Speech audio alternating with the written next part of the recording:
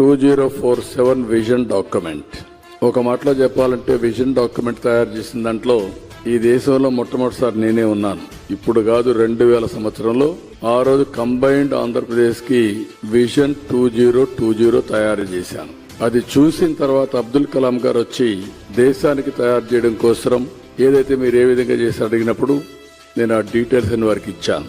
అలాంటిది ఆ రోజు విజన్ 2020 మీరు చూస్తే ఈ రోజు హైదరాబాద్ కి ఎగ్జాక్ట్ గా ఆ రోజు ఏదైతే చెప్పామో అవన్నీ జరిగే పరిస్థితి వచ్చింది. ఎప్పుడు కూడా ఒక విజన్ చెప్పడమే కాదు, ఆ విజన్ ని సాధ్యం చేసే విధంగా మనం ప్రయత్నాలు గాని దానికి కావలసినటువంటి వర్క్ చేయాల్సిన అవసరం ఉంది. ఈ రోజు ప్రధానమంత్రి గారు వికసిత్ భారత్ 2047 కి తయారు చేశారు. మనం స్వర్ణాంధ్రప్రదేశ్ 2047 కి తయారు చేశాం. 2047 కి ఒక చరిత్ర ఉంది. ఎగ్జాక్ట్ గా మనకు స్వాతంత్రం వచ్చి 100 సంవత్సరాలు అవుతుంది. 100 సంవత్సరాల్లో మనం ఎక్కడుంటామో ఆ ప్రయత్నం చేయడం కోసమే ఈ విజన్ డాక్యుమెంట్ తయారు చేశాం. కొన్ని రాష్ట్రాలు కూడా తయారు చేశారు.